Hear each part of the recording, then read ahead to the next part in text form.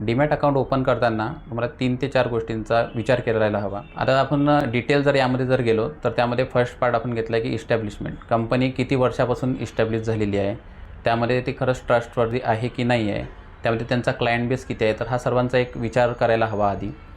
Second one, तुमचं जर application तुम्ही ॲज अ ट्रेडर वगैरे असाल, इन्व्हेस्टमेंटसाठी तर ठीक आहे, तुम्ही एकदा इन्व्हेस्टमेंट केली त्यानंतर तुम्ही 1 महिना 2 महिन्यानं तुम्ही त्याकडे लक्ष देता, तर त्याकडे तुमचं ॲप्लिकेशन रिगार्डिंग एवढा फोकस नसतो.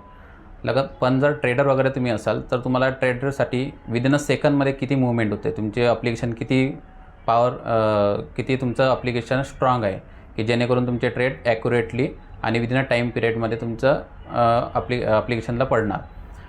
तर ते सर्वात महत्त्वाचं आहे. तर त्यामध्ये तुम्ही जे ॲप्लिकेशन यूज करता तर त्याचा टेक्निकली एकदा विचार करून त्यामध्ये तुम्ही ओपन केलेलं पाहिजे अकाउंट. थर्ड वन, जसं मी तुम्हाला सांगितलं की चार्जेस, तर चार्जेसमध्ये मोस्ट ऑफ तुम्ही account opening charges, AMC charges, त्यानंतर तुमचे जे काही ब्रोकरेज चार्जेस वगैरे लागेल ते तुम्ही सगळे चेक केलेले पाहिजे. त्यामध्ये काही असे ब्रोकर असतात की हिडन चार्जेस पण त्यामध्ये असतात, तर त्यासाठी तुम्ही कॉन्टॅक्ट नोट बघणं अतिशय महत्त्वाचं आहे.